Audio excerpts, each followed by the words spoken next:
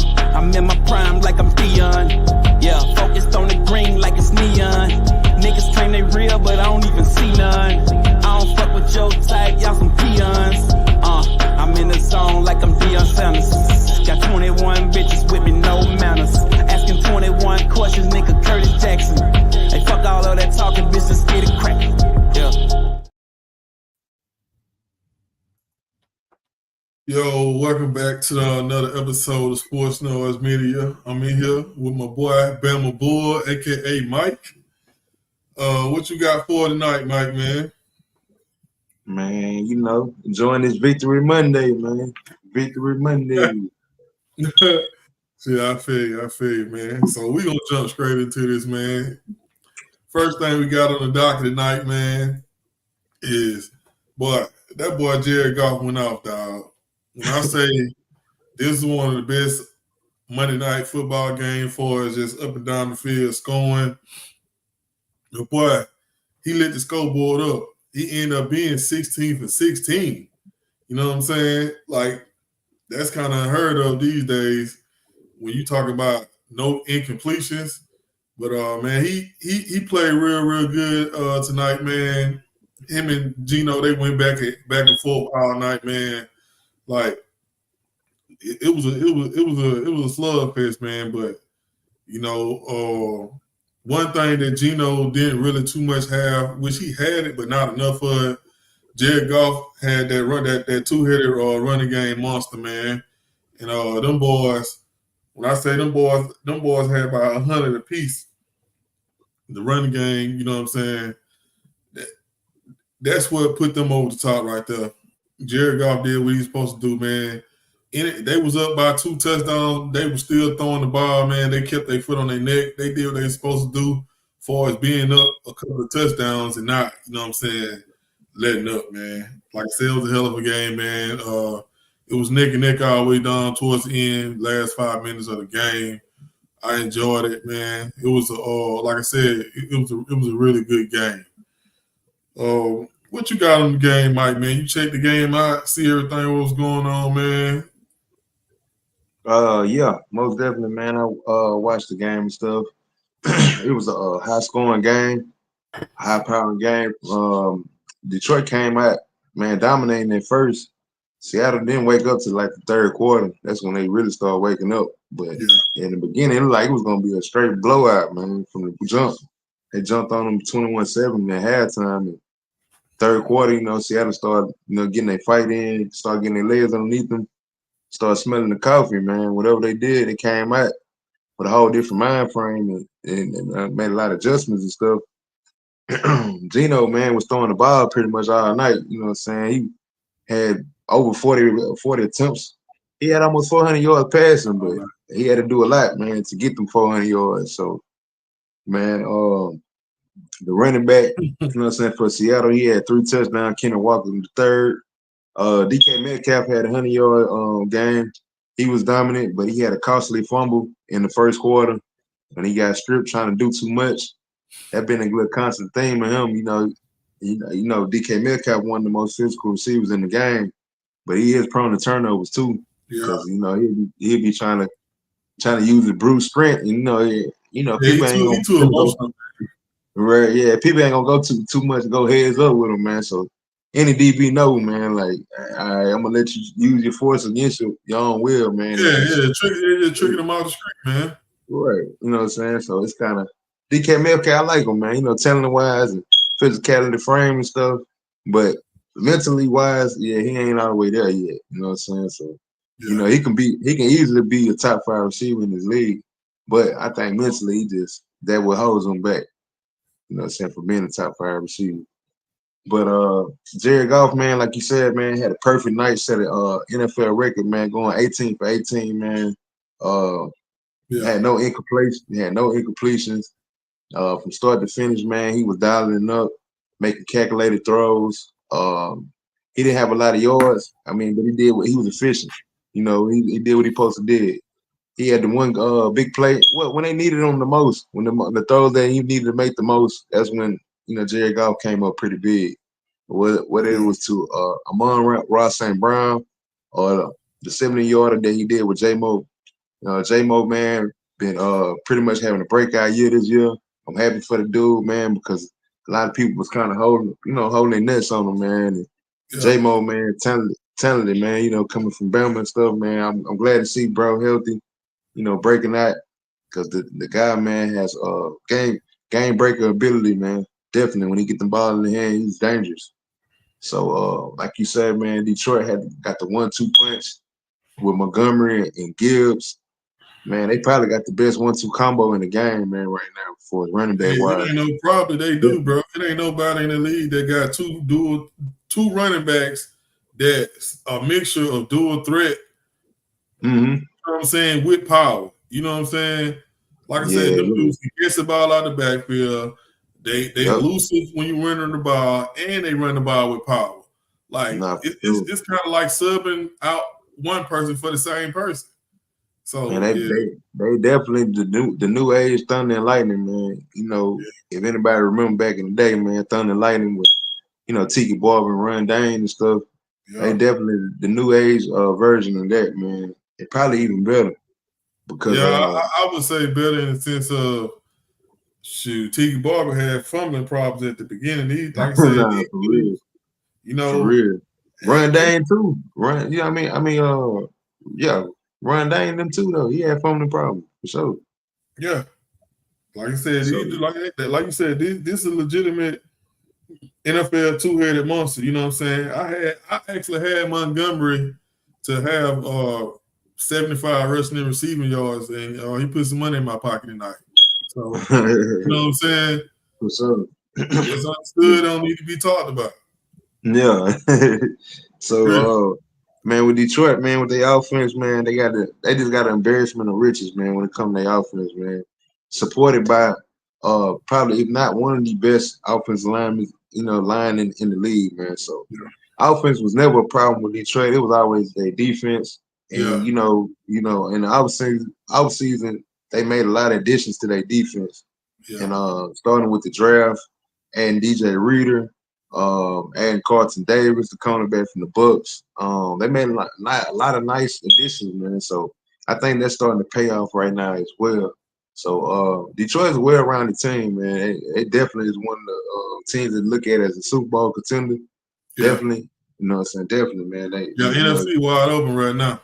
Nah, for sure. Because they was a couple of plays away from going to the Super Bowl last year, and I think, man, with that experience that they had got, with them not being able to, complete the job that they did, the way they blowed that NFC Championship game, I think they left them with a major chip on their shoulder. And they coming into this season, man, and with the mission to complete the mission, man. So, not just being a regular season success, but having a playoff success as well and finishing the job. So I think that's the key goal for them. I think that's the message for them. And I think they're going to carry that on throughout the season. Oh, good. So wrap that up, man. We finna slide on to this next segment. This other, I don't know what to call it. I'm just gonna call it atrocious, man. You know what I'm saying? Monday night game, dog. Tennessee versus Miami, battle of the backups, man. Man, it was real tough to watch this game, man. It was real tough, man. Will Levis ended up getting hurt, man. And it's pretty much a backup to the backup because he won a job by, I ain't gonna say default, you know what I'm saying? But and then with Tua being out, the game was horrendous, man. It was like I don't understand how Miami can have that much of offensive firepower and minus a quarterback, and they can't even move the ball. Like it was just a bad game, man. Like all around, I don't know how either team moves forward. Like in far as, you know what I'm saying, I'm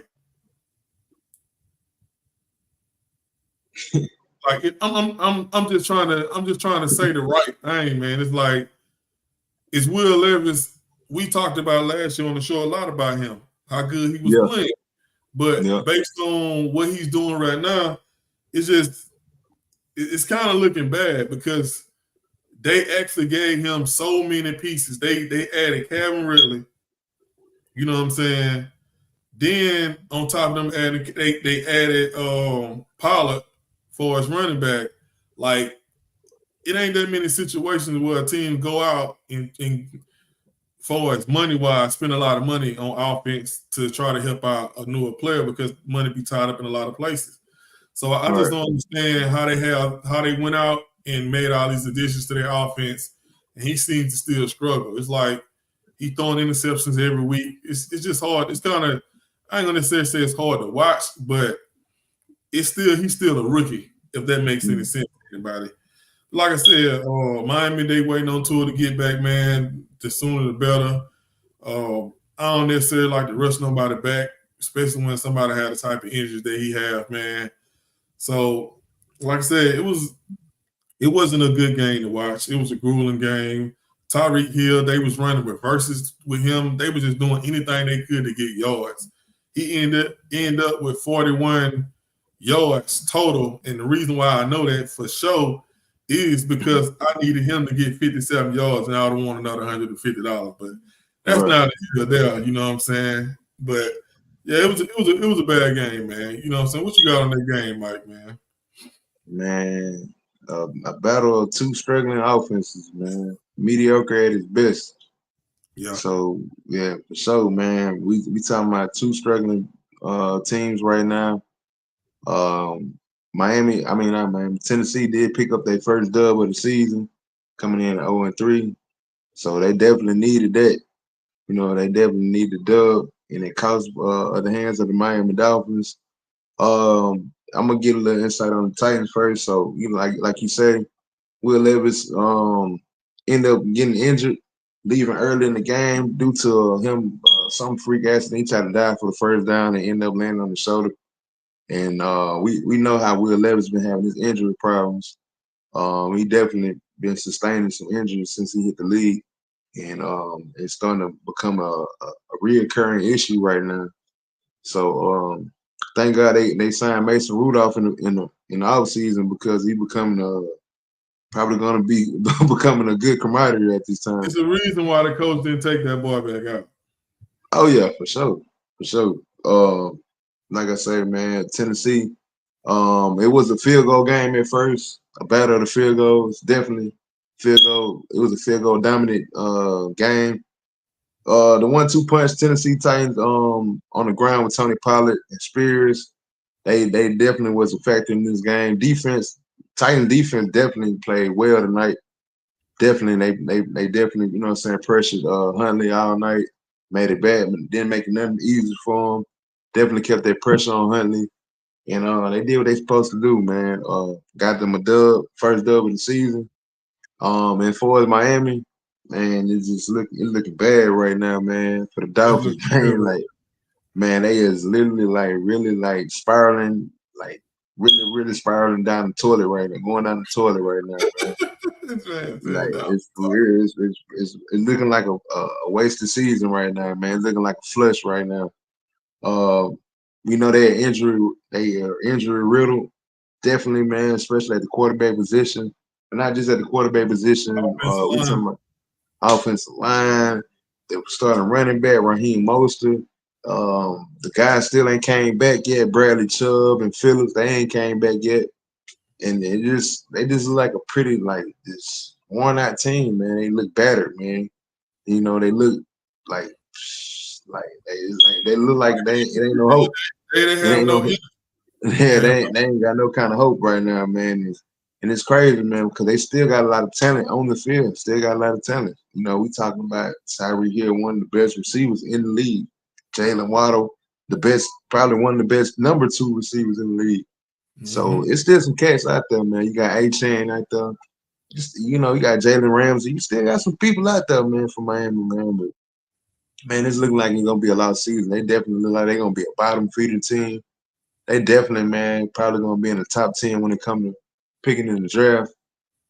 We don't know the situation yet with Tua, so I don't want to speak too much on that. Yeah. But moving forward, it looks like Tyler Huntley gonna be their quarterback for now. Tyler Huntley, man, I got a lot of got a lot of love for him. He coming from Yeah, Baltimore. You know what I'm saying? that's your boy. Yeah, Huntley, my boy, man, Snoop, man. But Snoop a back up for a reason, man, for sure. Snoop, you know what I'm saying? He a good backup quarterback. He'll get you a couple of victories here and there. But Huntley, man, playing in this new system, new offense. He looking a little lost out there, man. He looking like lunch meat out there for sure. Let me ask you a hypothetical real quick. If Miami was to string together 2 wins, quarterback not playing too good, but they edge out 2 or 3 wins, do they go out and trade for somebody? If Tua is not on schedule for us coming back, do they go and trade for somebody like Russ? Oh yeah, I was just gonna say that most definitely. I'll be looking at definitely. I'll be looking at Russell Wilson. Definitely, man. They've been floating out there already since the beginning of the season, and I definitely think they should make a call. Definitely, man. I know even before they even got Honey, there was some floating around, man. So even now, I think, man, to be like I said, I don't want to talk too much on the tour situation because I don't know what's gonna happen. Yeah. But definitely, man, if like that scenario plays out, like what you're saying, even if they don't win, whatever, they need to go get Russell. You know what I'm saying? Most definitely. I think they should call right now, try to get that happening ASAP. I think you definitely try to do that ASAP, try to salvage somewhat of a season that y'all got. I'm not saying that Russell's gonna put them over the point. Who knows what Russell's gonna do for them? But at this point, he definitely be an upgrade of what they got right now. So they definitely need to do that for sure, man, because it's looking like a lost season for them after having so much of a great season, you know what I'm saying, last year. So this definitely, you know what I'm saying, is a downgrade. Gotcha. All right, we're gonna segue into this next topic, man. And then there was 2. Minnesota Vikings, Kansas City, man. Kansas City, they started on a high, but now it's starting to come down. Mahomes took out his own player, you know what I'm saying? Took out Rice. He's looking like he's gonna be out for the season with an ACL tear. I mean, he didn't intentionally do that, but I mean, Right. he got him out of there. You know what I'm saying? It definitely was a free play. And that's the big part of their offense, as far as not making them so pass happy. Minnesota Vikings, man. I mean, in a million years, if you came back to the future and told me the Vikings was gonna be 4-0 at the start of the season, like, man, with Sam Darnold, bro, I would have pushed my house to the middle of the saver and try to sell it to make some money out of that.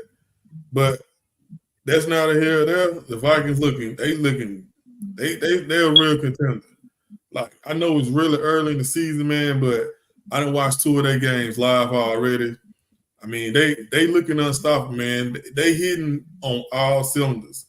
And when I say all cylinders, I ain't one of these dudes that come out here and talking about even the special teams doing good. But in actuality, special teams hitting on all cylinders, defense playing good, running game looking magnificent.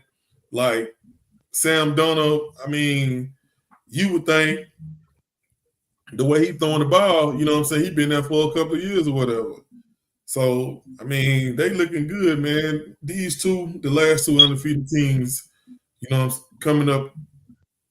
What you think about these 2 teams, Mike, and how they gonna push forward? I think, man, right now we talking about 2 teams, man, that's playing great ball, especially Minnesota, like you're saying. All 3 phases, man. Everybody's clicking. They looking like a well-oiled machine right now. They're the most complete team in the league right now, most definitely. You know what I'm saying? On both sides of the ball. They're looking like, the best team in the league right now. I know the Chiefs are the champs, reigning champs. They got Pat Mahomes, Kelsey, Andy Reid. But Minnesota looking like the best team in the league, man. For what they done and what they done to teams and the caliber opponents that they done played and what they did against them, I'm definitely, tilting that best team in the league right now to Minnesota. And like I said, that's just for right now. So I want to make that clear. So I don't want to get crucified on it. You know what I'm saying? We talking about right now. I'm not talking about You know what I'm saying? The past or the future. I'm just talking about right now in the present. Minnesota is definitely the best team in the league. Moving forward, they got a tough division. Like they just dismantled, the Green Bay Packers and stuff. But I want to see what they look like against the Lions. The Yeah, Lions, you know what I'm saying? Definitely, that's gonna be the game to watch.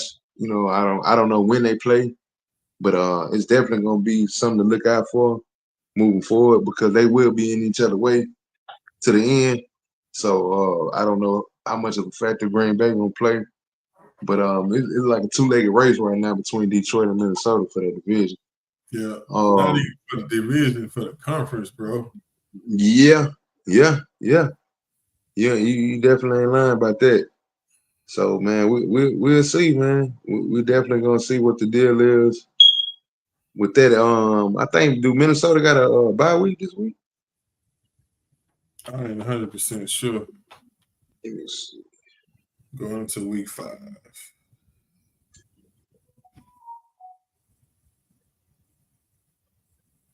No, they play against the Jets. They play against the Jets. Okay. Yeah, they playing overseas. Oh, okay. Yeah, So that's gonna yeah, be like an 8 o'clock game right there. right. That's gonna be a good one. That's gonna be Yeah, a good one, man. That's definitely gonna be a good one. But I definitely don't see Minnesota losing that game. Uh, I see Minnesota carrying on, being 5-0, and then with the Chiefs, man, we know they the champs, man. They the champs. You know what I'm saying? They definitely, proving, to be the team to beat in the league, no matter what kind of circumstances pop up, what scenario, who goes down, who doesn't step up, who don't show up. They just keep winning. No matter, they just find ways to win. They're a Super Bowl team, they're a championship team, caliber team. They got the mentality. They got everything you want. So they definitely know what it takes. They definitely been there, seen everything over these past couple of years. So nothing phases them, nothing rattles them. You know what I'm saying? So they keep carrying on. Patrick Mahomes keep doing what he do, and Andy Reid keep doing what he do, and their defense keep playing lights out, and they keep moving on. They like you said, they had the freak injury that happened to Rasheed Rice, they top receiver. When Patrick Mahomes accidentally ran into his knee trying to tackle the guy off an interception. Like you say, man, like he gonna be done for the season. They already was missing Hollywood Brown. He's gonna be out for the season as well. He didn't even get a chance to play it down for him. So with the remaining receiving core, them guys I'm pretty sure they're gonna have to step up, and I'm pretty sure they probably will. Like you say, they got Xavier Word, the first round pick, the guy from Texas, the speedster. He got to show more on his receiver tree that he can just be more than a go route receiver. So they're gonna have to find creative ways for that guy to get the ball and for him to thrive in the system. And I'm pretty sure they will. Andy Reid gonna dial some things up. They got Juju, you know what I'm saying? Old Juju, man. See what he can do. He can bring something to the table. Old Juju can bring something to the table. They Look, got my coach. when I seen them pick him up, I said that's a good, you know what I'm saying, red zone possession Yeah, type. right. Yeah. He more of a that tank. Yeah, at this point, But he then tank when he moving played receiver. the job, then he dropped that wide open touchdown. I was just like, yeah. Travis Kelce, man. This past weekend had And one they of look the good together. yeah. They found that connection, man. They rekindled that connection. You can always count on Travis Kelce, man. When it count the most. We know what kind of player he been. Even though the last couple of games he been kind of struggling, but he broke open this game. Proved that to be Mahomes' favorite target, and moving forward probably will still be the number one target. I'm pretty sure they're gonna be trying to get another receiver in there from out the streets, some kind of trade, free agent receiver. That's gonna be determined. I'm pretty sure they got some options and stuff that they're looking at. But for us right now, Pacheco, that's another weapon of theirs that's gonna be down for a while. They did pick up Kareem Hunt. Kareem Hunt had a nice game, filling in for him coming off the streets. Yeah, that's a great Uh, story right there, man. People yeah, don't. man, I'm glad to see Kareem Hunt back. You know what I'm saying, with the Chiefs. That's a feel good story. Still feel like he shouldn't even never got cut, but that's a whole nother story, another topic. But he's back, you know what I'm saying, with the Chiefs, and he's back, proven to be a factor. So moving forward, I'm pretty sure they're gonna be using him as well. They got other guys that supposed to step up too. Watson, them other guys, the other tight end guy, that's pretty talented. And their defense, man, that's gonna be the story moving forward, man. Their defense It's got to. basically just got to be the culprit of this team, man. Definitely, you know what I'm saying? Moving forward, got to be defense team. Though they got the best quarterback in the game, you still got to hang their hat on their defense. That's what's going to, you know what I'm saying, get them, you know what I'm saying, in the end. Get them to possibly become a three-peat champion, you know what I'm saying, in the end. So that's going to be a story to contend with, man. We're going to see. But I know they got to play the Saints, you know what I'm saying, coming up. It's going to be a tough game for them guys, man. Is they playing in the dome? Yep. Oh man, yeah, this is gonna be a good one. Yeah, this is gonna be a good one, man. This could possibly be, I don't want to, my prediction. I think, you know what I'm saying. Hold I on, think let me make sure. Yeah. I think one of the games I'm supposed to be going to. No, they playing the Arrowhead. They playing the Arrowhead. Oh, okay. I would say because if they playing in the dome, I was gonna rap the Saints. I ain't gonna lie to you. Yo, yeah, man. But still, though, it still could be a possibility the Saints could pull it off. I don't know. You know what I'm saying? Not outside that dome, man. David Carr, he started to come back to earth, bro. Right. So, moving forward, we'll see. You know what I'm saying? See what the thing is. The thing with the Chiefs, I think their main competition might be the Chargers. Yeah, for sure. Because the adversity that they having is pretty much them. Right. Y'all starting to kick it in gear, you know what I'm saying? But that's down the line. It's kind of like I know if I beat this person, I'm gonna end up fighting against this person. That's pretty much what's going on with the Chiefs right now, man. Their biggest opponent in the regular season is themselves. They just need to make the playoffs, and everything will work itself out. Kansas City is one of them teams, man, to where you watch them because you like watching the game, but you don't too much. No matter what's really going on with them, you don't let it affect who they is because they champions. You know what I'm saying? And not just champions since they won, but they're in a situation where if they win coming, they the beginning of a dynasty. You know what I'm saying?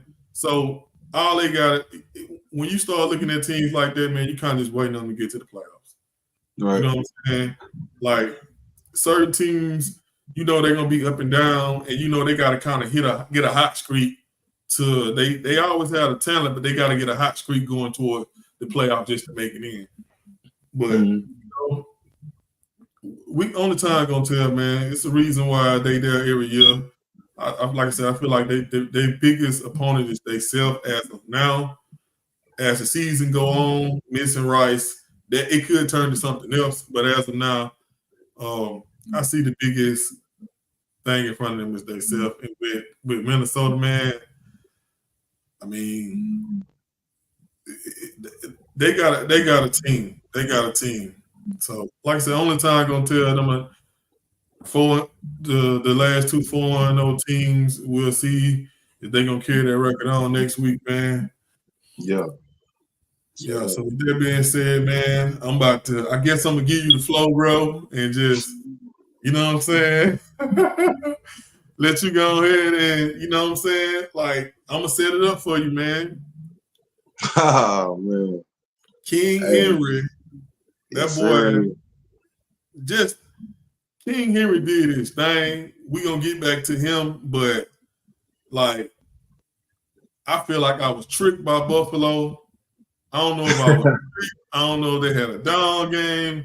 I don't really know what happened, but I thought it was gonna be like a Slobberknocker, great game, and it's like who y'all supposed to be. That's who showed up. That's who showed up. That's who showed up. The Baltimore Ravens, who we thought we was gonna see the first game, the second game, the third, Right, they showed up. You know what I'm saying? So right, it was right. just pure domination, man. And every time Henry run that damn ball for over 10 yards, I think about fucking Jerry Jones. Like, I remember this man calling me in the off season, telling me every day, man, y'all Yep, gonna get him, dog. He just bought a house in Dallas, man. Y'all gonna get him, man. This some bull.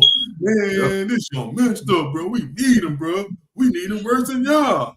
And I was just like, I said, Mike, like just I said, bro, we don't do that type of stuff, bro. It would be nice, but we don't do that type of stuff.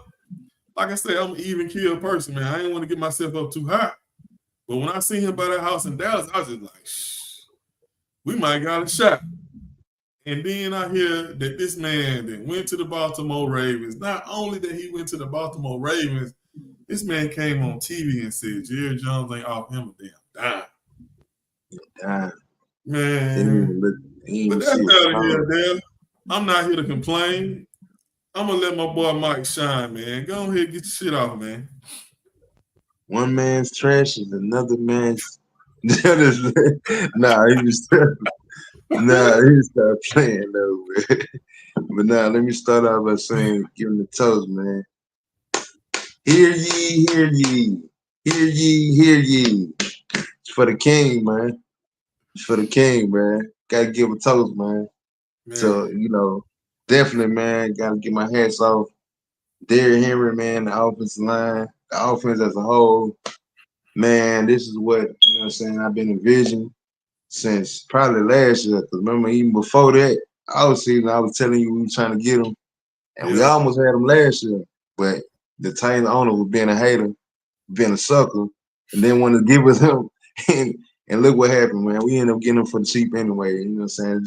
Just the way this how the cookie crumbles anyway, man. So, we could have had this guy last year. And who knows what would have happened if we would have had him last year. Going to that Chiefs game, he very much could have been the tipping point for us to win the Super Bowl last year. But we know we got this season right now, so let's go and get back into the present. Definitely, man, like I've been talking about for the past pretty much all season. Feed Derrick Henry, feed the guy, feed him, bro. Because look, we said it last week, I'm gonna say it again. This is the winning recipe for us moving forward. it is. Having Lamar throw for under 20 attempts and having Hey, King yeah, Henry, Big Derrick Henry, have at least 25 to 30 attempts. This is the yep, winning recipe. This is definitely a winning recipe, and you can't beat it. And we starting to see you can't beat it. So hopefully moving forward, we keep doing this. We don't back away from this ingredient because it's winning. I seen probably this was definitely the best game by our offensive line. We our offensive line was physical, from the jump. Derrick Henry popped out for 87 yarder. First play, of our drive. And he set the tone. Soon he came out, he set the tone. And this really just ran down their throat, just like how we did the Cowboys. And I knew, I knew, coming into this game that we was gonna have success on the ground because Buffalo run defense, they pass defense was always good, but they run defense was ranked 20 in the NFL. So I knew they couldn't stop the run either. So if you can't stop the run, we definitely gonna have a field day against anybody.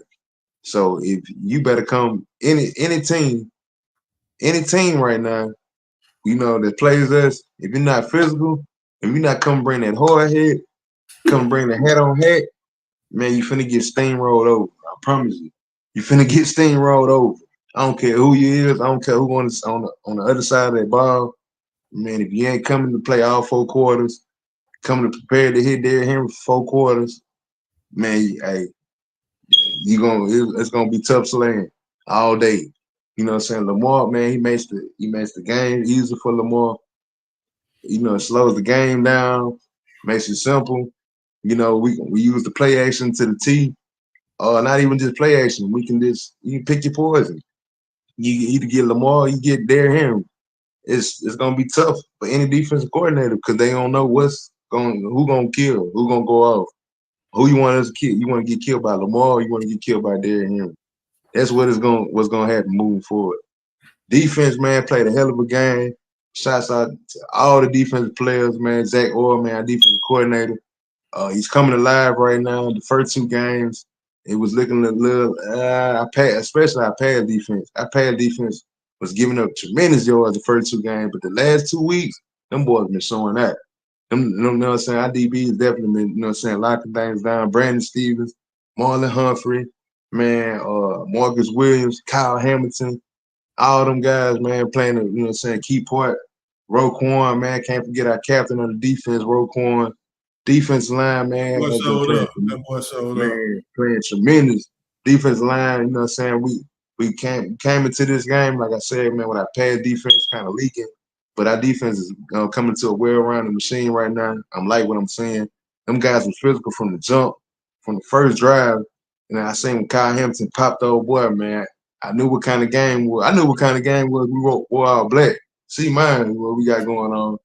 When we had all black going on, I said, oh, yeah, it's going to be one of them nights. You know what I'm saying? And sure enough, everybody was bragging. Everybody was talking about Josh Allen. Man, I heard it all week. I was getting tortured. Josh Allen going to kill us. He going to do this and that. Yeah, man. So, yo, like I said, man, y'all could put a sock in it, you know what I'm saying, for a week. Man, you see what the results was. We was on Josh Allen ass all night. Made it, you know what I'm saying, made it terrible for him. Definitely putting heat on him, man. Got physical, got our muscle. Both line of scrimmages dominated offense and defense. That's the winning recipe for any team, not even just ours. Your offensive line dominate and your defensive line dominate, you're going to win. Definitely. You know what I'm saying? Ain't too many teams that, you know what I'm saying, play like that and lose. So, man, you know what I'm saying? Lamar, you know, he did what he did. He was efficient. You know, he didn't have on 15 pass attempts. Cool. He was Yeah, efficient though. he was 16 for 18, 150 yards, 2 touchdowns, no interceptions. Man, So I take that. I take that any day of the like week. that's the formula. That's the Right. formula. No, if Lamar throw over 25 passes, y'all lose it. Right. Something wrong. Something definitely wrong. Some definitely wrong, man. Like I said, man, our offense. I want to give a shout out to our whole offensive line, bro. Ronnie Staley, Linda Ball, you know, what my boy named the rookie Rosengarten. Man, he played his best game because he been getting annihilated all season, man. So he growing up before our eyes right now, right tackle right now. So, man, I'm loving what I'm saying, man. I'm just loving it, man. Project Pat, our best fullback in the game, man. Project Pat Ricard, man, got him a touchdown. You know, off a fumble recovery. He deserved to get some kind of recognition, man. Best fullback in the game. Man, like I said, man. We definitely played a well-rounded game. Came out, smashed them boys in the mouth. We limited Josh Allen, limited all the big plays. Definitely, you know what I'm saying, was sacked. He definitely been pressured. Got a bunch of sacks, got a bunch of hits on him. One thing about Josh Allen, man, you know, he a big boy, man. You can't just, you know, one person just hit him. So I'm glad to see, man, they ain't take it easy on the guy, man. They really was hitting that boy. Yeah, They really was laying at the wood to that boy all night. As you should, man. In order to hit Josh Allen, you gotta lay that wood to him. Definitely, because he gonna try to embarrass you, he gonna try to run you over. Yeah. So another key component, man, I gotta give a shout out to my boy Justice Hill, man. He definitely played a key part, man. He do all the dirty work for us, man. He don't get a lot of recognition. You know, he's our third string running back, but he do so much for our offense, man. He had a nice game, good game. Had over 50 yards rushing and had like almost 70-some yards receiving with a touchdown. So Justice Hill, man, played a great game. Like I said, Lamar played tremendous. I just want to see more production, man, from other playmakers like Mark Andrews, Zay Flowers, people like that, man. But you know, they gonna step up, man. It's gonna be games where they gonna have their time to shine also, man. So like I said, a dub is a dub. We getting back on track. We sitting at 2-2 right now. Looking damn good. Finna going to division play. Going to this Sunday, we playing Cincinnati, the Bengals. That's always gonna be a tough game. I'm hoping, you know what I'm saying, we come out with a dub with that because we rolling right now. We don't need to stop at all. We came out a little slow, with the 0-2 start. It's all good, but now we did 2 victories. We back-to-back victories over prominent teams, starting with Dallas, ending with Buffalo. Buffalo coming to the game was 3-0. So I felt like it was a must-win, man. We had to beat them boys. It definitely was a statement game. Definitely, you know what I'm saying? It definitely was a statement game. Letting people know that we still a threat, man, because people are starting to forget. Like my boy Roy Jones said, man, y'all must have forgot. You know what I'm saying? Y'all must have forgot, man. All the stops.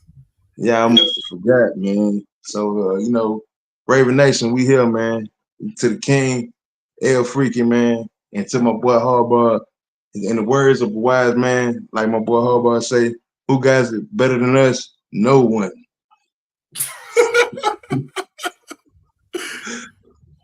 I mean, I can't even argue with that you said, bro. It's your day, bro. It was pure domination, man. Like everything they did, they was hitting on all cylinders.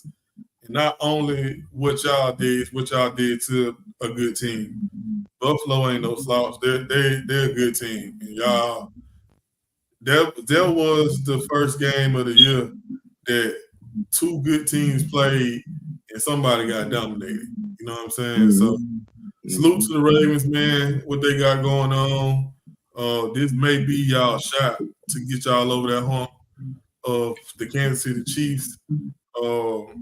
But it's at the end of the day with you guys, bro, it's about the play calling. When y'all get in that moment, what y'all gonna call? Is you gonna try to get Lamar to go 30 for 30? Is you gonna let Lamar get 15, 16 passes and just hand the ball off to Henry for 25 times? So y'all pretty much determine y'all own fate, man, if you ask me. But you know what I'm saying? Like I said, y'all played a good game this year. Y'all starting to round back in shape. Oh, man, I can't do them to salute you guys, man. You know what I'm saying? But that's gonna do it for that topic, man. We're gonna slide into this next one though. This is a good one right here, man. Is Jalen, excuse me, is Daniels the real deal, man? And like I said, I've been able to watch 2 of the Washington, I was gonna say Redskins, the Washington Commanders. I was able to watch 2 of their games. Gonna get sued, boy. But yeah, I was able to watch 2 of their games this year. Of course, if anybody knows watch the show that I'm a bettor. I be betting on these games. And he done came through twice for me. I had him last week to throw for 200 yards. He ended up throwing for 233, something like that. So he came through for me because I bet on him because I believed in him. And what I've been saying is that we looking at the real deal #1 draft pick overall. Like he's been leading his team in more ways than one. He's been leading his team as far as what he's been doing on the field and what he's been doing on the sideline. From the things I've been hearing about him, like he's accurate. He don't make dumb decisions. He know when to get down when he's scrambling and running the ball. When he's scrambling outside the pocket, he's still always looking downfield to throw the ball. He's not necessarily looking to run. Like this little small sample size we done had watching him play this year. It's been a while, maybe Andrew Luck, since I've seen a quarterback like a rookie playing as well as he's playing. RG3 played, we got a couple on here and there, whatever. But I'm just talking about not the physical part of the game, but the cerebral part of the game. The way he plays the game, he makes proper decisions. And as of now, he has one of the highest clips for his completions out of not only rookie quarterbacks, but just the league overall. He's on the same tier of Drew Brees when Drew Brees in his heyday. So, I mean, with that being said, I'm handing it over to you, Mike. Like I said, I think you're the real deal, man. What you got on Jay Daniels, man? Real deal Holyfield, man.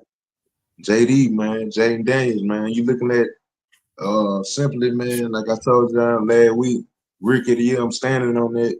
Oh, yeah. Like they say, standing on business. I'm definitely standing on that for sure. But you looking at a quarterback that's got complete command of the offense. Definitely, man. The guy, man, not even just command of the offense, command of his team, got the respect of his team. The guy just came in, and I'm really looking at this. They really look. I'm just put this in perspective. They looking like the Houston Texans of this year, of last year. Like they definitely, you know what I'm saying, with the new coach, the new quarterback, rookie quarterback, they definitely got that same feel that the Houston Texans had last year with CJ Stroud and D'Amico Ryans and them, how they came in and transformed the whole culture, the whole franchise. I'm looking at this like the same way, man, with Jane Daniels and Dan Quinn. They're putting on a hell of a performance right now. Not only Dan Quinn, the offensive coordinator. I don't mean to cut you Oh, off, but Cliff Kingsbury for sure. he doing his Definitely. thing, man. He definitely, man. The whole team, man. I like watching. I said, you know what I'm saying, coming to the season, man, they're going to be a dark horse team, a team that, you know what I'm saying, a sneaky good team. I like the additions they made, the people they brought in the building. Just a new feel, man, new excitement, new owners. You know what I'm saying? So it's definitely, man, becoming a feel-good story with Jay and Daniels. You know, the jury's still out, you know what I'm saying, on Chicago Bears and Caleb Williams. But you know, Washington, man, got them a franchise quarterback. Got them a franchise quarterback from years to come. We're talking about a guy that's going to be good for 10 plus years, barring anything unexpected. But Jane Daniels, man, is a great dual threat quarterback, very accurate, man. He's very poised. Don't get rattled. You know what I'm saying? He's not looking like a real rookie out there. That guy's definitely playing like a veteran out there. Like I say, he got complete command of the offense. The guy can beat you with his legs in the air. I know me and one of my friends, though, he was talking about the guy might be better than Lamar Jackson right now. I was like, I'm like, it's a lot to be determined. He feel like he got a better arm than Lamar. You know what I'm saying? So, right? Yeah. Nah, we talking about a 2-time MVP, bro. You can't be doing that. Yeah. I'm L Freaky all day, man. You know. Yeah, you can't talk sports to everybody, bro. Yeah, I'm L Freaky definitely all day. So Jane Daniels, man, he definitely, man, coming into this game, man, putting the whole league on recognition. You know what I'm saying? So he putting the league on notice, man. Definitely putting the league on notice. Definitely putting a stamp on the game, man, and catapulting these guys, man, into a contender. Right before our eyes. You know what I'm saying? They looking. I said it last week that they might be the second best team in the NFC East, but they very much could be in the top 10 in the NFC East right now. You know, Philly just losing. A playoff team for for sure. You know what I'm saying? We'll see if this train keep rolling. But for us right now, it's a scary team, man, and it's they only gonna get better. They only get better. It's a young team with a sprinkle, a lot of good veterans on the team. But this team's growing up, man. It's a scary, underrated team, and guys kind of overlooking them right now. But man, it's a team to be looking out for, man, taking serious because they looking. Jane Dane's a real deal, and Washington definitely is becoming a complete team before our eyes. For sure.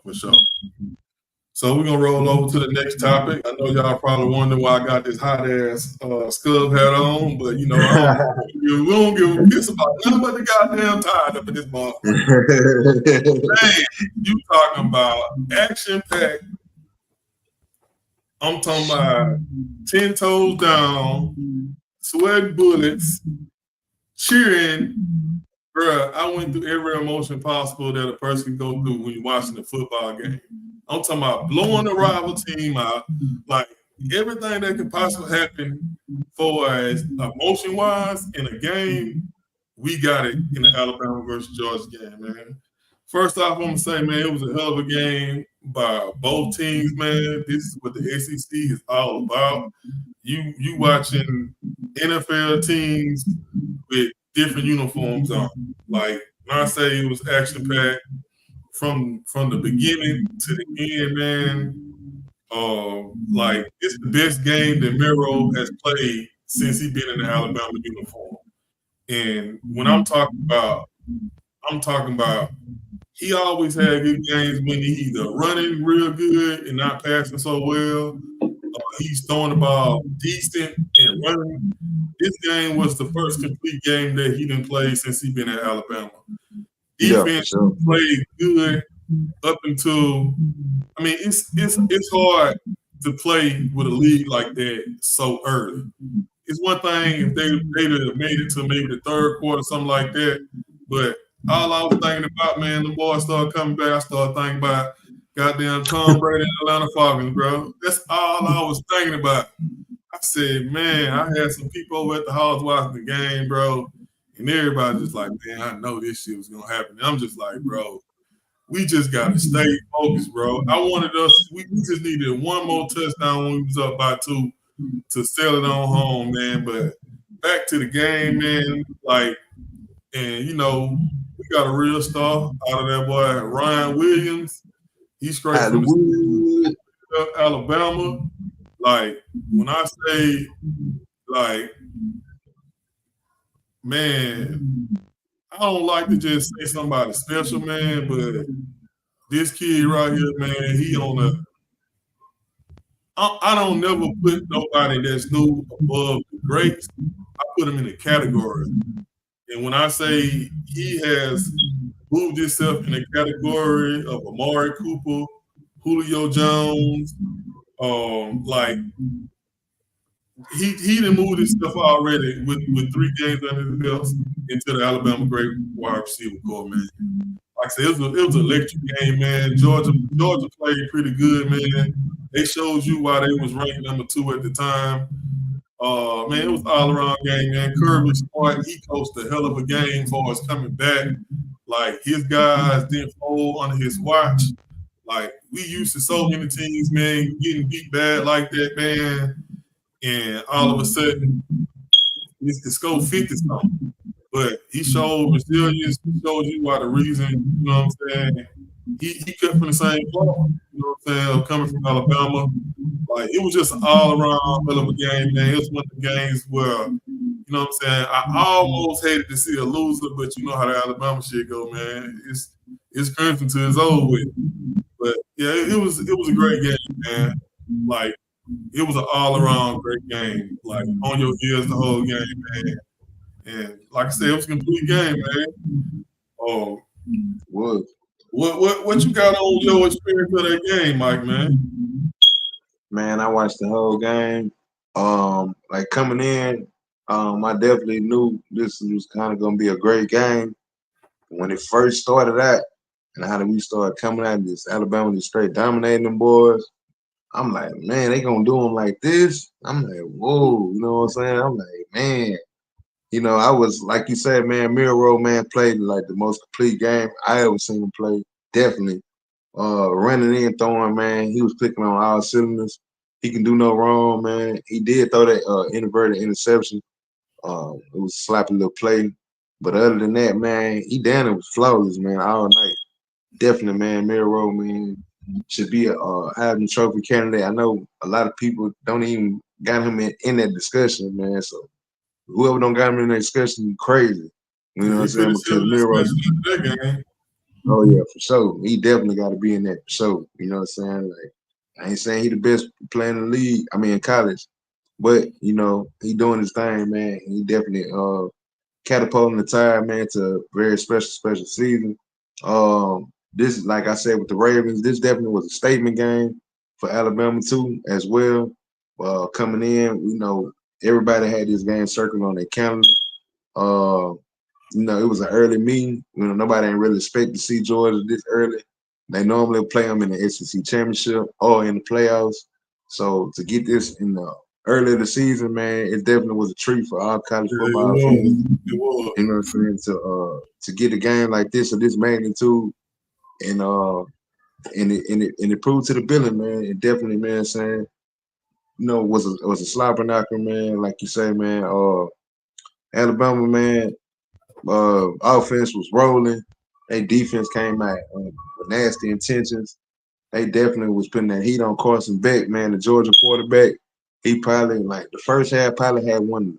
That first half was probably the worst half he ever had in his whole career.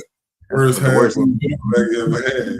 man, that's the worst I ever seen that guy play. And we talking about a guy that's supposed to be heralded as the top quarterback prospect coming into the draft. So, he got his snaps back.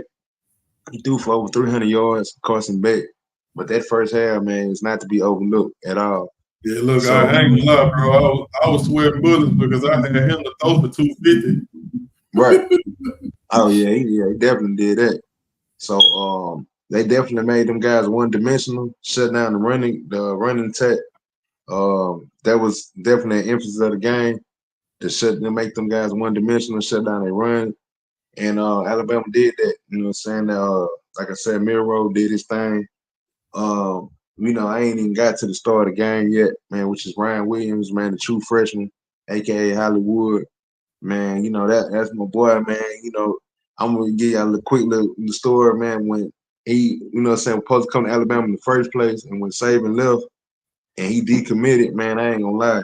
I said that one player, I said, man, we gotta get this dude in the building, bro. I was mad as hell when he had decommitted. I was like, no, bro, this dude can't go nowhere else. Can't see this dude in no Texas uniform. I can't see him no other uniform but Bama. You know what I'm saying? I'm glad the guy, man, stayed true to himself, man, and committed to Alabama. I'm ecstatic, man, because like I say, coming in, I had high hopes for the guy, man, and everybody seeing it right now, get on the train now, man, because like you say, the guy is special, man. This guy, man, is right now at the tender age of 17, is looking like the best receiver in college football right now. I know Ohio State got a good one as well, man, with Jeremiah Smith. That guy's a monster as well. He a true freshman too. He a dog. That was the #1 receiver. You know what I'm saying? But Ryan Williams, man, that guy's spectacular, bro. Like, he doing stuff that we like guys in the NFL ain't even doing. You know what I'm saying? So it's like this dude is turning into be a highlight reel film. Like is a highlight waiting to happen. You just throw it up and he gonna come down with it, man. No matter what. Definitely, man. So the 2 plays that he did, like he said, man, 2 + 4. I mean, 2 + 4 = 6, bro. So that's definitely, man, becoming a trending thing right now. Miro know what time it is. This is well. Just throw it up there, man. The guy gonna get it. Kid gonna get it, man. And like I said, man, he had a monster game. He had 177 yards, and plus the go-ahead touchdown to put them guys ahead. Because Georgia, man, as much as great as the game it was, if it would have tipped it the other way, when Georgia favored, it was gonna be probably the biggest letdown ever in college football. So I'm glad, Alabama, you know what I'm saying, when they, Georgia came back and got on their feet and punched them in the mouth, I'm glad they punched them right back and they ain't fall down, man. So I'm ecstatic. This actually was a statement game for Alabama, but also for Coach Kalen DeBoer, man, proving it, you know what I'm saying, that he can win a marquee game. I know that was like the narrative for him that he can't win big games. You know what I'm saying? So he definitely, kind of shattered that right there. So man, hats off to the new coach Kalen DeBoer. Having a marquee victory on his belt, man. The best game, you know what I'm saying, that he didn't coach. I didn't see him coach besides last year in the championship, but they lost. But definitely, man, got to give a shout out to Kalen DeBoer and the Tide and moving forward, man. Like they catapulted themselves back into the #1 spot where they belong. A lot of people is kind of disputing it, talking about Texas still should be #1, but I don't really agree with that. I feel like Bama definitely should be #1 because Texas ain't as much as Texas is talented and dangerous and good and all that, they ain't really played nobody yet. So let's be real. So anytime you do what you did to Georgia, you supposed to be #1. So man, moving forward, I'm glad, you know what I'm saying, they got the show, got Georgia out the way.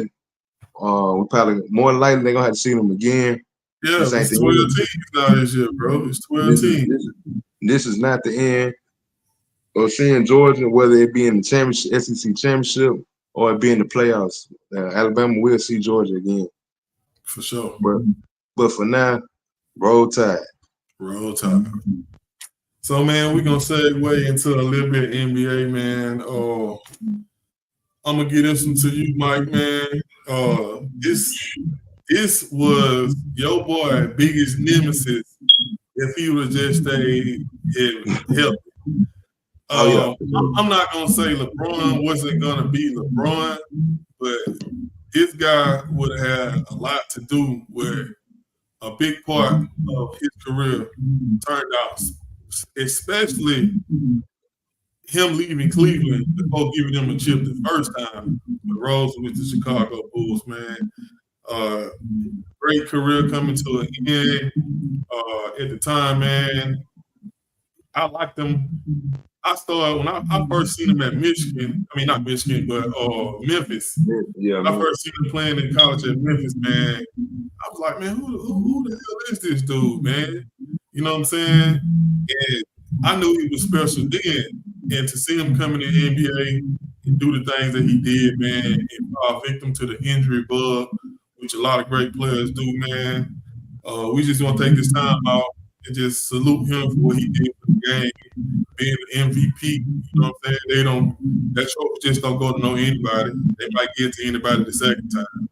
But that first time, you really did earn the MVP in the league, man. He was a NBA MVP. Just salute to him, man. What you got going moving forward, man. After the NBA career, I'm gonna hand it over to you, Mike. Man. Like you said, man, salute to the boy Derrick Rose, man. Definitely a legend, man. Definitely, I feel like should be a first ballot Hall of Famer, most definitely. The guy had a illustrious career, man. He had so much tremendous potential, man. He had reached such a height at a young age, man. Coming to the NBA, man, he accomplished a lot in the first couple of years. So even in college, man, we all seen it. You know what I'm saying? Like you say, when he was at Memphis, we knew the kid was gonna be, you know what I'm saying, the guy was gonna be special. We knew, you know what I'm saying, him being the number one pick. Just coming into that situation, man, how he definitely put Chicago back on the map. Let's just be real, you know what I'm saying? Because after Jordan, it was a long gap, you know what I'm saying, between excitement in Chicago, man. So Yeah. he definitely brought Chicago back. Definitely, man. He's a legend in Chicago itself, man. You know, so from what he did in high school up to, you know, just what he did for the community, everything, man. Derrick Rose is a hell of a player, man. An even better person, man. The guy always been humble. You know what I'm saying? You never seen the guy get out of character. You never seen him have a big head or, you know, try to make it seem like he better than anybody, anything like that. The guy always been humble. You hardly ever, he never talked trash or none of that. He just left it out on the court, man. And that's why he was always respected because he's a guy that, you know what I'm saying, can walk the walk and, you know, definitely talk the talk. Man, Derrick Rose, man, he's gonna go down.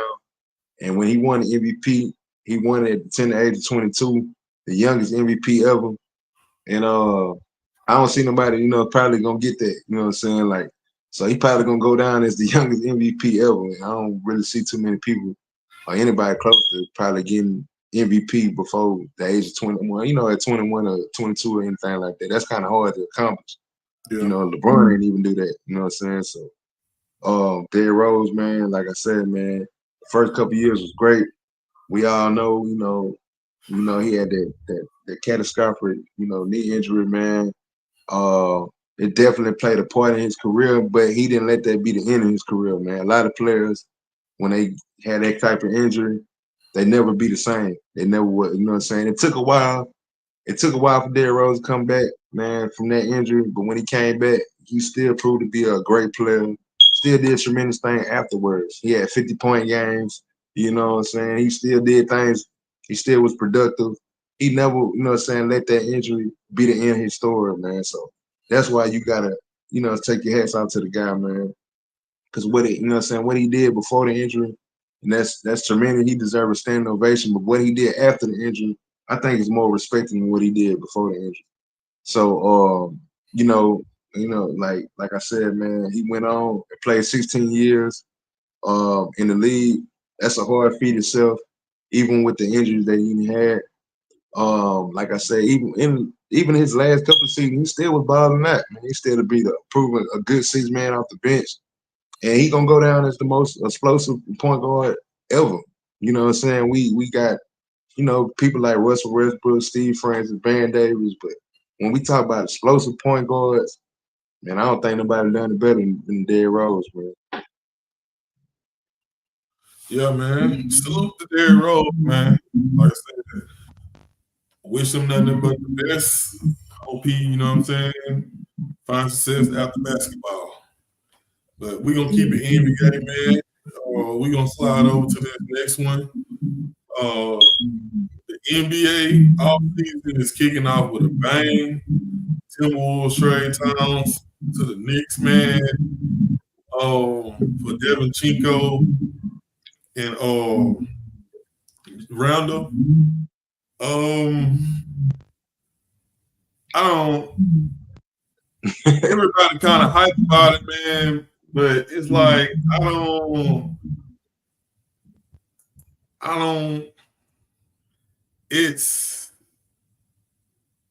I think it's a good trade for both teams, right? Does it put either team farther along than what they was last year? Me personally, I'm gonna say no right now. Time will tell whether they're gonna have a certain impact or whatnot. But as of now, I don't. It's the name type deal. It's hype because of the name. I do think the Devin Chinko part of it, that's more scoring. Like, because one of the things that the Timberwolves struggle with having a third person that can get them buckets. Devin Chinko, he can get to the back, he can get to the rack, and he can shoot threes. You know what I'm saying? So I think they got the better end of the stick because they get two players that can score.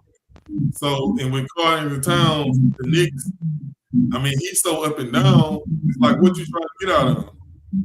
Like, because he's already playing with one of the highest scorers in the league. That's what he's doing to. So, and when Anthony came along, they kind of took some of the points out of his mouth. So it's like, I mean, it's just a trade to me. It's from what everybody else saying, it's a trade to me.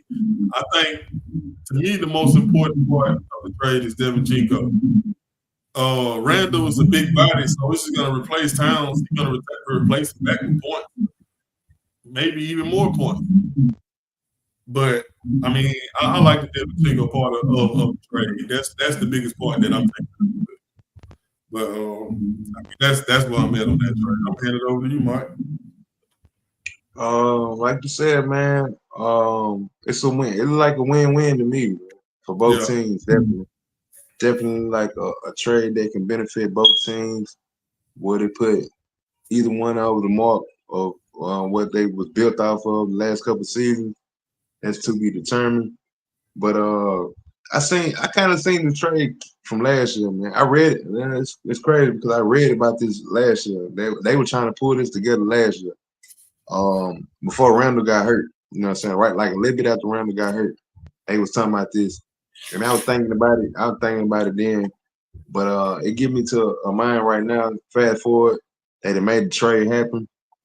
We all knew Julius Randle, man, was gonna be on his way out. Definitely, man, with the additions that they made on their team and the success that they had without him. Julius Randle, man, is a good player. You know, he made himself into an all-star. But let's be real, you know, he didn't have no room. It wasn't no room for him in New York. They had to get rid of him. You know, they had to get rid of him. I know they probably didn't want to get rid of I can't say his name, man. Dante DiVincenzo. Devin Chinko. Dante DiVincenzo, whatever his name is. You know, I don't want to butcher his name like that, but the guy's a hell of a player. The guy was a proven commodity last year. Probably was their second best player last year behind Bronson. Oh, definitely, yeah, you know what I'm saying? Definitely, you know what I'm saying? So they definitely gonna lose some punch, but at the same time, if you think about it, they ain't really losing too much because it was, you know what I'm saying, it was just like they had to get rid of them players, man, because the way they building their team right now, it's gonna be too many mouths to feed, man. You Yeah, know, for sure, for sure. Jalen Brunson definitely ball dominant. You know, Devachino definitely is a guy that can score. There's a bucket at will, and Julius Randle is ball dominant as well. You know, he hogged the ball as well. So, you know, they weren't gonna get rid of Brunson. So, you know, them other guys, they had to get rid of them. They brought in Mikal Bridges. You know, that's another guy that's gonna need a rock. Yeah. So that's you know, that's another reason why they had to pull out this trade. They bring in Karl Anthony Towns. Karl Anthony Towns, one of the best big man, shooting big man, you know, in the league. Let me rephrase that because I don't want to, you know what I'm saying? He's not the best big man in the league. He's the best shooting big man. One of the best shooting big men in the league. You know, the thing about Julius Randle, he's a tough player, but it's all about a fit with him. You know what I'm saying? With Julius Randle. He always been a good player. But even back with his Lakers days, like it is about a fit with him because to me, his buckets don't have impact. Yeah, like if he don't get his way and stuff, his he can definitely be. He can definitely be a problem, man. So moving forward, man, I hope the guy, you know, saying nothing but success. I think he had better success along with Timberwolves than he did with the Knicks. Yeah, because I don't mean to cut you off, but all the teams, even when he went to New Orleans, you know what I'm saying? I had to see his team when he went to New Orleans. Right. The problem with him is that people try to make him a focal point. When you can't make him a focal point because his points don't have impact. So what you do is you have him get buckets, but it's just in rotation of what the game is putting out. You're not necessarily looking for him to be in a position to where, we're in the fourth quarter. We need Randle. We need you to show up and give us 14, 15 points. If you rely on him like that, then it's not going to work out. But if you rely on him, if your team averages 120 points a game, he need to have his 15 to 20 points to be a part of that. You know what I'm saying? Not necessarily that be a big part of y'all fourth quarter because you got players to do that. Like Devin Chico is going to be a good player in the fourth quarter for them. You know what I'm saying? And we already know what Ant-Man gonna do. Like those, and that's why I think to me it's a better trade for them because now when Ant is getting bogged down, Devin Chico, he's not a person who's scared to shoot the ball. He can put the ball in the bucket multiple ways. You know what I'm saying? So I think it's really gonna benefit. It's gonna benefit both teams, but I just like it for the Timberwolves better from the simple fact they got somebody who can actually score. You ain't look at he's not hot and cold. He's gonna give you those 14, 15 points a night. You know what I'm saying? So yeah. I think only thing about the trade that I can't really see like, well, I know, you know what I'm saying, Devachino probably gonna come off the bench. But you know, they already got a 6th man of the year and now it's Reed. You know, even though he played the 4 and the 5. So, you know, he probably will be the first guard to come off their bench. I just know he ain't gonna start. You know what I'm saying? You know, you got Julius Randle, you got Rudy Gobert, Anthony Edwards, Jaden McDaniels, and Mike Conley. You know, that lineup already set. That's a starting 5. Your 6th man is Nas Reed already. Now you added more firepower with Devachino. I think him and Mike Conley, though, I think they're going to split time as starters. Because, you know, Mike Conley, he did the same thing last year. Some games he started and some games he didn't. Even when he didn't start, if he played good, they left him in for a long period of time. So I think that's going to be the dynamic. It's going to be between him and Mike Conley or at splitting time at the start. Because they got the other guy too, and Nick Walker, you know what I'm saying? The guy that's the cousin of Shai Gilgeous-Alexander, Nick Walker Alexander. And he been pretty good also. So they got a lot of firepower on their team. And for the Knicks, they had a lot of their team was up and down. Nobody stepped up and took on being the third guy. Right. And I agree. I think they're looking at Devin Chico as that person who we're not gonna have to try to find that third guy. He is the third guy. Okay, So, I mean, that's just what I think about the situation because, like I said, the way you see how he played in the playoffs, yeah, he had a lot of success in the playoffs this year, and he was reliable, and he got buckets for the goal. Even when they had players hurt, he still was the only player there. You know what I'm saying? Still, like, just continuing on to what he's already doing. So, like you said, only time will tell or whatever. Like you said, you're right. They got a lot of scores. But I just think what he did in the playoffs is more like, you know, how it is when a player has a good playoff run and he get paid. I think it's a version of him having that good playoff is going to equal to him eventually being a starter on the team. right. Yeah, I agree. And with Towns, man, you know, he been one of them players where you expect him to take the reins and take control and be a number one option, and then he just proven that he's not a number one option. He came in, you know what I'm saying, they tried to give him the keys to the franchise. It didn't work. They ended up drafting Andrew Wiggins. They tried to make that, that connection, you know what I'm saying, kind of bud. Then it really didn't too much work. They added Jimmy Butler to provide leadership because they knew that he wasn't gonna be the guy to provide leadership. That did provide some success, but it just seemed like every time, you know what I'm saying, every time they try to get the guy to range, he ain't built for that type thing. So Anthony Edwards pretty much took that team over, and he elevated the team. And when the roles switched from the number one option to the two option, it suited Karl Anthony Towns better. So, like you said, he better suited as a second or third option. Going to the Knicks, you know, he gonna have an opportunity to not have a big spotlight on him like that. He will be having a big spotlight on him because he's playing for the Knicks, so everything's gonna be amplified. But he ain't got to do so much now. You know what I'm saying? He really don't have to do a lot. He can be, you know what I'm saying, sit on the perimeter, play his game, be an inside and out four. They got Mitchell Robinson at the 5. They got Brunson, like I told you. They got Mikal Bridges, Josh Hart, and them guys. He is going to play for a Tom Thibodeau team. He played with Tom Thibodeau before. Yeah. So, you know what I'm saying? So he's definitely know what to expect with Tom Thibodeau. Karl Anthony Towns going to have to step it up defensive-wise. I think it's going to unlock his defensive ability more, you know, being on a team like this, because everybody, you know, knows like Thibodeau, you got to play defense and you got to play major minutes. So he got to be prepared for that. I think, you know what I'm saying, it will be a good fit for them. I think the Knicks, you know what I'm saying, or a team in the East, they was already a team to look out for, but this dude moved them a little bit up, you know what I'm saying, in the East, definitely. For the Timberwolves in the West with this trade, I think this stand put, you know what I'm saying, where they was already at.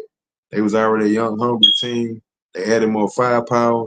We'll see how they go. You know what I'm saying? We know Anthony Edwards is a straight dog. They got a bunch of other dogs on the team as well.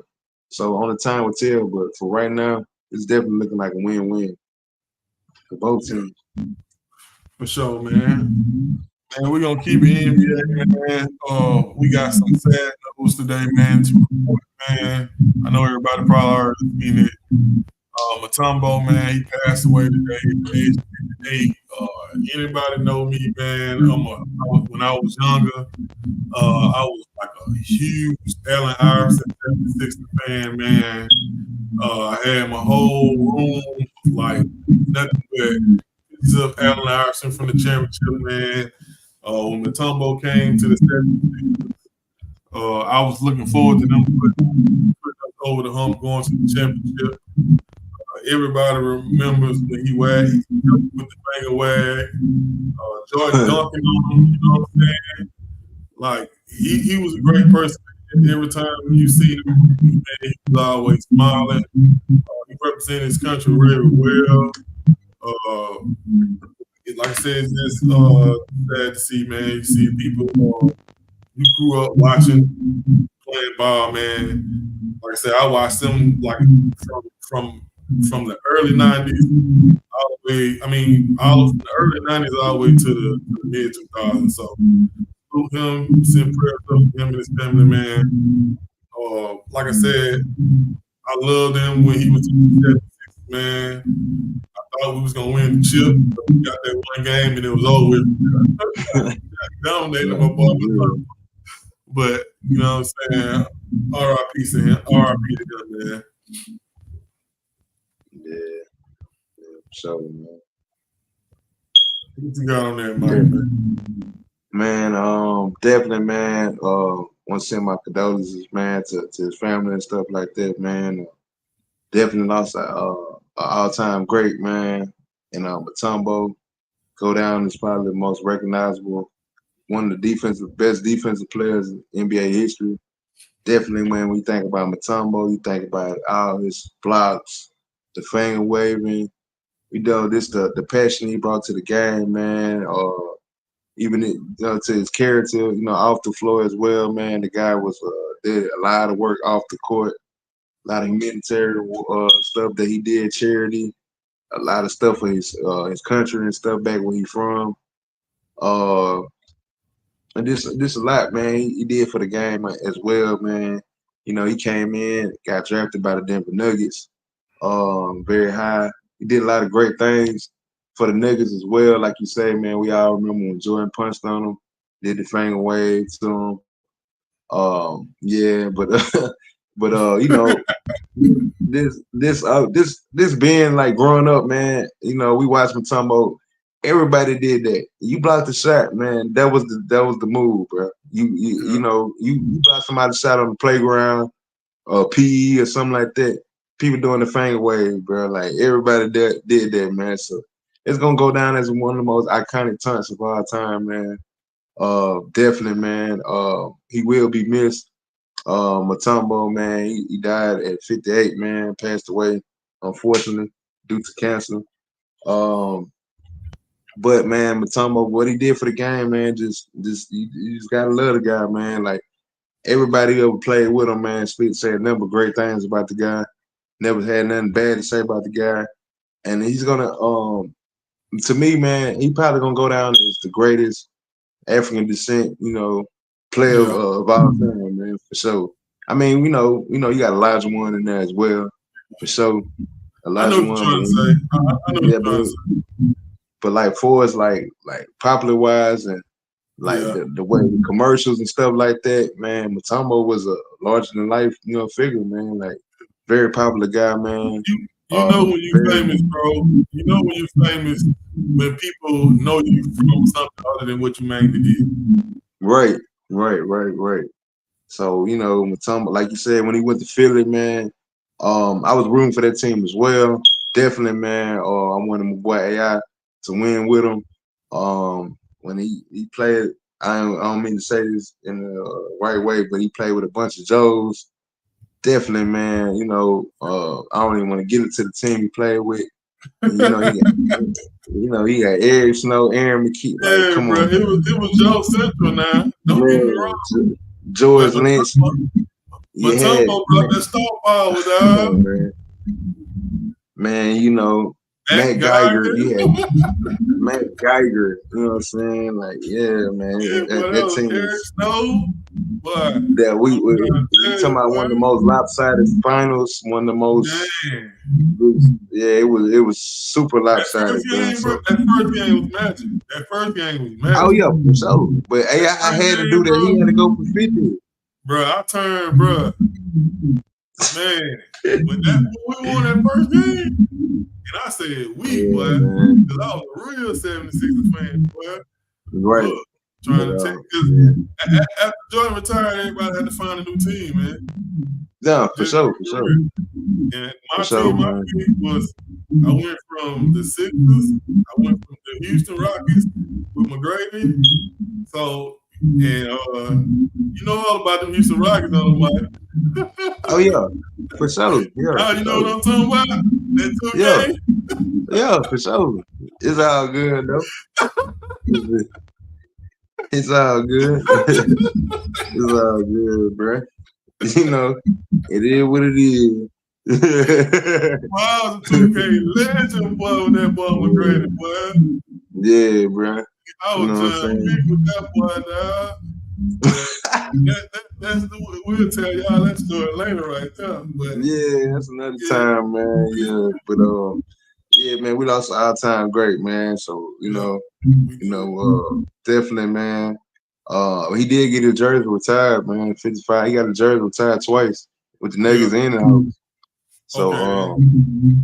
yeah, so man, definitely, man. Like I say, man, gonna be recognized as one of the all-time greatest defensive players. He won Defensive Player of the Year 3 times. For sure. So multiple All-Star selections. Played a long time in the league, man. So like I said, man, the guy had an illustrious career. And definitely, man, send my condolences out to the people, man. We lost our time great today. For sure. For sure. This next one, man, this more of in my round, man. I grew up, you know what I'm saying, a real big baseball fan as a kid. Pete Rose, man. I didn't never get a chance to watch him play, man, but when I was younger, man, that's how I heard about him with the Big Red Machine back in the day. I'm a huge Ken Griffey Jr. Fan. He played with Ken Griffey Jr. Pops. Right. Pete Rose, he still today is the all-time leading hitter. I want to say he got banned from the major league. To this day, he's not even in the Hall of Fame.